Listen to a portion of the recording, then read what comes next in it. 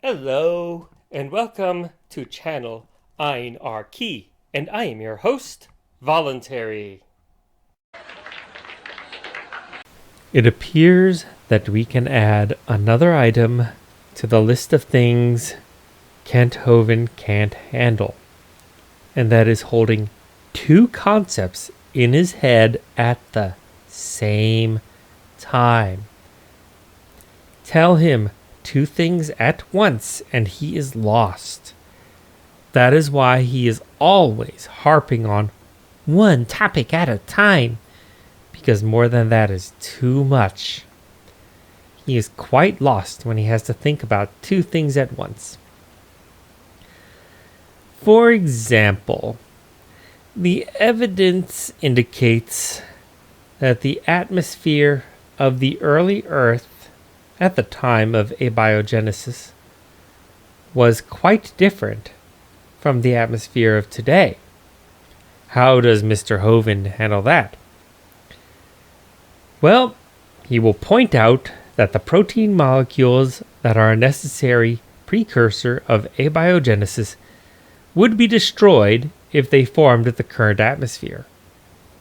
Or he points out that the primitive atmosphere would be toxic to life as it is today.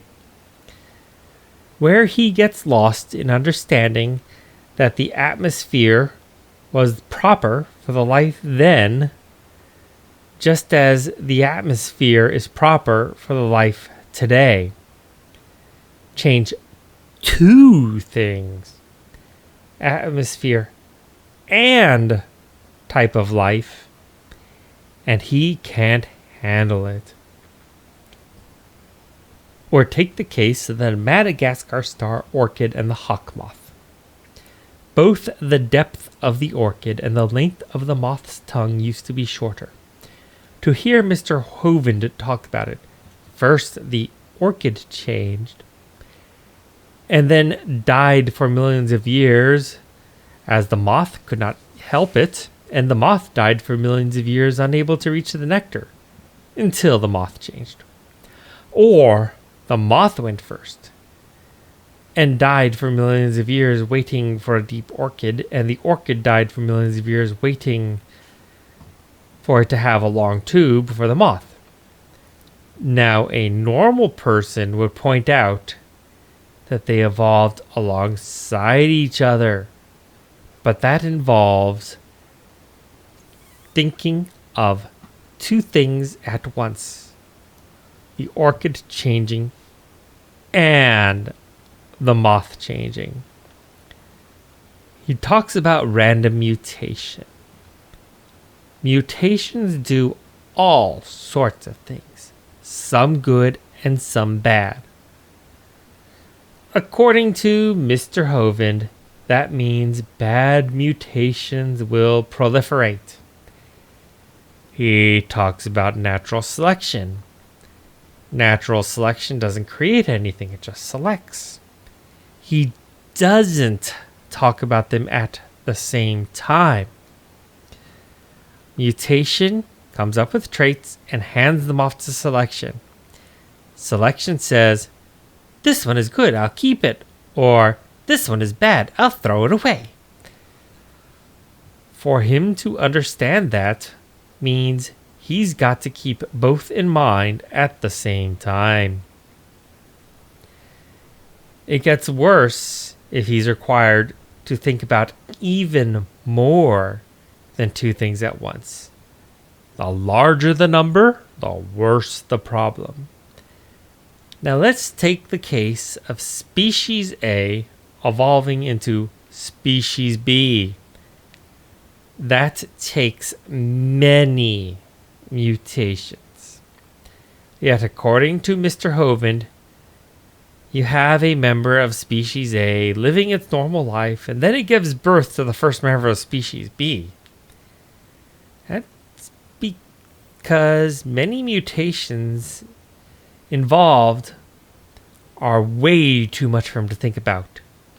Then, of course, since he got that wrong, he says that the first member of species B had better find another member of its species, or that species will die out. to oversimplify the process greatly. Imagine that it takes a total of 10 mutations to get from species A to species B. That's 9 more mutations than Mr. Hovind can handle, especially when you consider that they don't all happen at the same time. So first you have baseline species A. Then you have the first mutation. We will call that A1.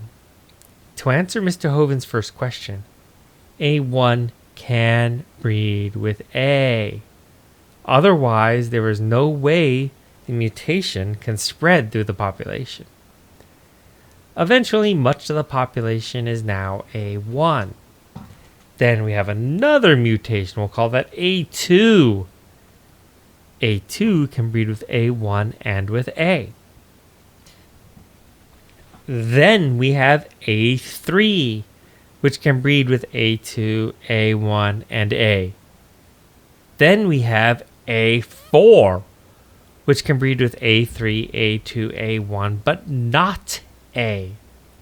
See, in this scenario, the breeding can only occur up to 3 mutations away. Then there is A5, A6, and A7. A7 can breed with A6, A5, and A4, but there's no common breeding partner between A7 and A. This process continues through A8, A9, and A10. The amazing thing about A10 is that A10 is species B.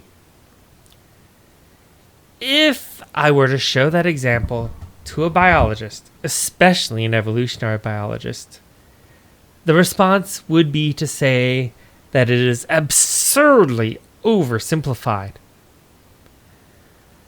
On the other hand, taking that into account, it would be regarded as a decent description of evolving from species A to species B.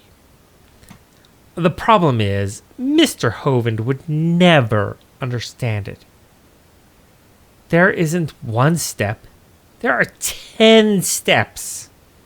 There isn't one transition, there are 10 transitions. There aren't 2 creatures, there are 11 creatures. That is far more than he can hope to understand, because he can't handle more than one topic at a time.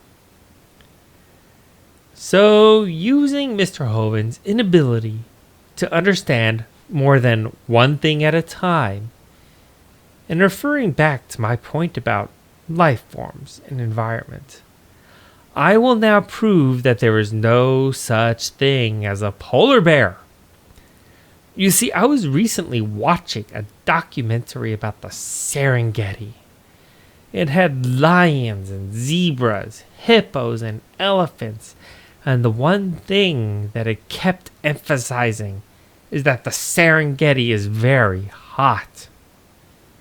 If you were to put a polar bear in the Serengeti, it would die from overheating. So, therefore, Mr. Hovind thinks that there is no such thing as polar bears. On the other hand, I saw a documentary about Antarctic penguins. It is very cold there. So cold that penguins actually carried the eggs on their feet so the eggs would not freeze. If you take a lion and put it in Antarctica, it would quickly freeze to death. So therefore, Mr. Matt Powell thinks there is no such thing as lions. Now, most of the Earth's surface is covered with water. If you put a zebra into the middle of the Pacific Ocean, it would swim for as long as it could before it got tired and drowned, proving that zebras do not do well in the Pacific Ocean. That proves to Mr. Hovind that zebras don't exist. On the other hand, there is land. If you take a swordfish and put it in the middle of the Sahara Desert, it would quickly suffocate and die.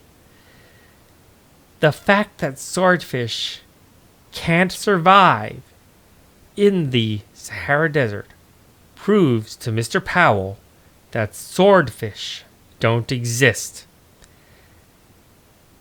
Now, Mr. Powell and Mr. Hovind, don't go and tell me that they survive in the right habitat. That means thinking of two things at once. In this case, creature and habitat. No. One topic at a time. That's your rule.